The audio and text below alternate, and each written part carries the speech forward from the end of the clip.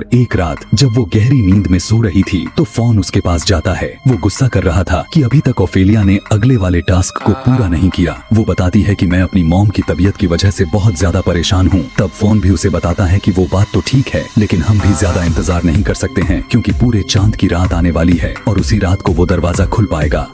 Phone Ophelia को मदद करने के लिए उसे एक जादुई बच्चे की तरह दिखने वाली जड़ देता है और कहता है कि हर रोज सुबह को इसके अंदर दूध डालते हुए अपने 2 खून के कतरे डाल देना और इसे अपने मॉम के बेड के नीचे रख देना। इसके बाद से वो थोड़ी ही दिन में बिल्कुल ठीक हो जाएंगी। साथ में वो ओफेलिया को कुछ परियां भी दिया ताकि उसके अगले टास्क में मदद मिल सके, क्योंकि अगला टास्क बहुत ही मुश्किल होने वाला था। फोन बताता है कि अगले टास्क में दोबारा सामना किसी जानवर या इंसान से नहीं बल्कि एक मॉन्स्टर से होगा। वहाँ जब अपना टास्क पूरा करने के लिए जाओगी तब वो मॉन्स्टर तुम्हें हर हाल में मारने की कोशिश करेगा, मगर तुम्हें अपने आप को बचाना है। साथ ही जब तुम वहाँ जाओगी तो वहाँ पर तुम्हारे लिए मजे मजे खाने की चीजें रखे गए होंगे। तुम्हें किसी भी चीज की लालच में नहीं आना है और बस अपने काम को पूरा करने पर ध्यान रखना है। वो उसे यहाँ पर एक ग्लास भी देते हुए कहने लगा कि इस टाइम को खत्म होने से पहले पहले तुम वापस भी आ जाओगी। फोन यहाँ से सब कुछ बताकर चला गया, जिसके बाद अब ओफेलिया उस किताब को खोलती है और उसे टच करती है। उस पर दूसरा टास्क लिखा हुआ आ जाता है, जिसका पहला स्टेप यह था कि उसके पास मौजूद मैजिकल चौक से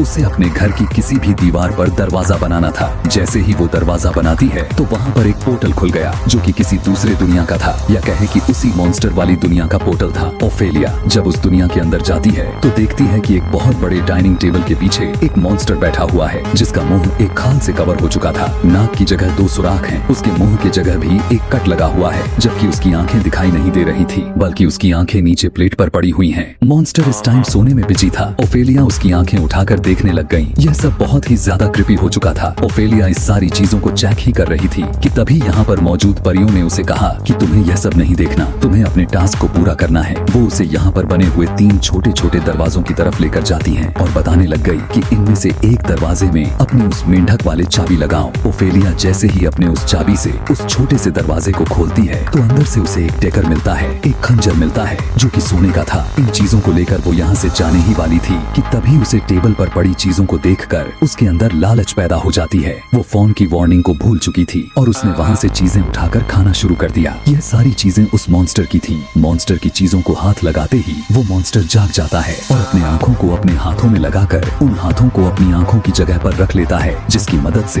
अब वो ओफेलिया को देख पा रहा था और ओफेलिया की जान के पीछे पड़ गया। इससे पहले कि वो ओफेलिया को पकड़कर मार देता, वो छोटी छोटी परियां उस मॉन्स्टर की आंखों पर अटैक करके उसे डिस्ट्रैक्ट करने की कोशिश करती हैं। मौका पाते ही ओफेलिया यहाँ से भागती है, लेकिन उसने देखा कि उसका टाइम अब खत्म हो गया था और जो दरवाजा उसने खोला था अब वो भी अब खत्म हो चुका था। वो मॉन्स्टर उन बेचारी छोटी छोटी परियों को मार चुका था और अब दोबारा वो ओफेलिया की तरफ बढ़ रहा था ताकि उसे मार सके। पर तभी ओफेलिया ने दिमाग चलाया और अपनी मैजिकल चौक से ऊपर की तरफ मार्क बनाते हुए अंदर चली गई। असल में यह रोशनदान उसे उसके कमरे में लेकर गया हुआ था और इस तरह से उसकी जान बच गई थी। इस टास्क को उसने तो पूरा कर लिया था, लेकिन टास्क के दौरान 2 परियों को उसने मार दिया था। वो उदास हो चुकी थी। इधर आने के बाद उसने देखा था कि अब सुबह हो चुकी थी। उसने जल्दी से वो जड़ उठाई, उसमें दूध डाला और उसे अपने मॉम के बेड के नीचे रख दिया। उसकी मॉम को होश भी आ गया, जिसकी वजह से ओफेलिया बहुत ही ज्यादा खुश थी। यहाँ पर अब हमें ओफेलिया के स्टेप डैड को दिखाया जाता है, जो अपने जुर्म की आखिरी हदों पर उतर गए थे। गाँव वालों को उन्होंने उनकी खाने पीने की चीजें और उनकी दवाइयाँ बंद कर दी थी ताकि ये लोग मजबूर होकर गोरिल्ला ग्रुप्स का पता बता दें, और जब इन लोगों के पास खाना नहीं होगा तो ये लोग खाना गोरिल्ला ग्रुप्स को भी नहीं दे पाएंगे और इस तरह से आधे से ज्यादा गोरिल्ला ग्रुप्स के रेबेल्स यानी बागी भूख के मारे ही मर जाएंगे और इनका काम आसान हो जाएगा। ऐसे ही करते करते कुछ दिन गुजर जाते हैं और सारे शहरी बहुत ही ज्यादा परेशान हो जाते हैं। इसी दौरान वही गोरिल्ला ग्रुप्स एक बहुत ही बुरी चाल